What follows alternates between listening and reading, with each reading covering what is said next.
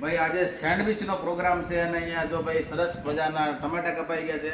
અહીંયા આપણા જે કેપ્સિકમ કહીએ ને, કેપ્સિકમ ઝીણા ઝીણા કાપવાની મારી જવાબદારી છે.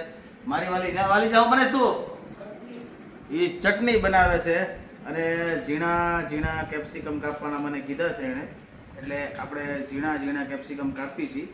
તમે જુઓ બરાબર કપાય છે કે નથી કપાતા. એટલે શું છે, થોડું ઘણું કાપતા આપણને ફાવે છે. હું એટલે યુટ્યુબ ઓછું હાલે ને તો ક્યાંક આવું કામ લાગે ક્યારેક. હું હવે ભાઈ આ કાંદાની વારી છે. કાંદાને સ્લાઈસ કરવાના છે આમ ઝીણા ઝીણા, અડધી સ્લાઈસ એટલે પાથરી શકાય બ્રેડ ઉપર. બતાવું તમને હમણાં કેવા કપાણા છે.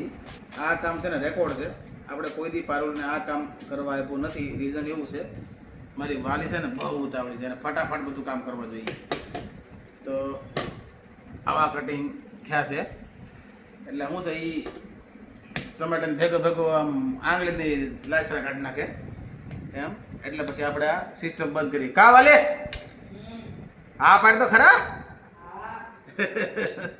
ઈના કાંદા સમારે છે ત્યાં સુધી આ બટેકા છોલી નાખો, પછી આ આપી દો એટલે ઝીણા ઝીણા કાપી નાખે.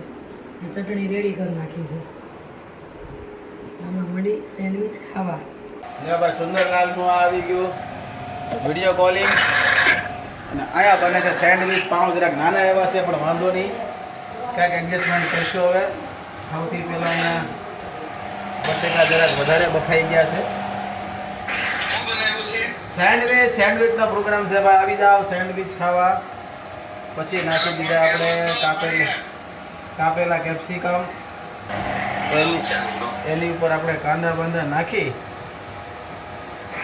અને માથે નાખશું આપણે ફૂલી લોડેડ બનાવવાની છે. માથે સરસ કાપેલા આ ટમેટા, બરાબર ચાટ મસાલો નખાઈ ગયો છે. આ રેડી ના વાળે લઈ લે. અથવા સેન્ડવિચ મારી વાલીએ ગરમ ગરમ શેકીને લાવી દીધી. હવે આને આપણે ચીઝ નાખો છે ને, કટકા બટકા કરીને પછી નાખી માથે ચીઝ છે ભાઈ. આ ફ્રીજમાં ડાલા મથા જેવું થઈ ગયું છે, કડક કડક. એટલે આ હરખા તો શરૂઆતમાં નહીં થાય, પણ તો હવે ઉતાવળ છે એટલે કરવું તો પડશે. એટલે હવે અહીંયા માથે નાખી દઈએ. આ ચીઝ ભાઈ કડક થઈ ગઈ છે.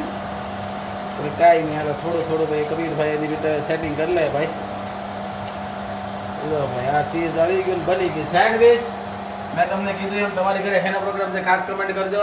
અમારે ત્યાં તો ભાઈ આ સેન્ડવિચનો પ્રોગ્રામ છે. હાલો સેન્ડવિચ ખાવા. હું કેવું વાલી? હાલો બધા સેન્ડવિચ ખાવા.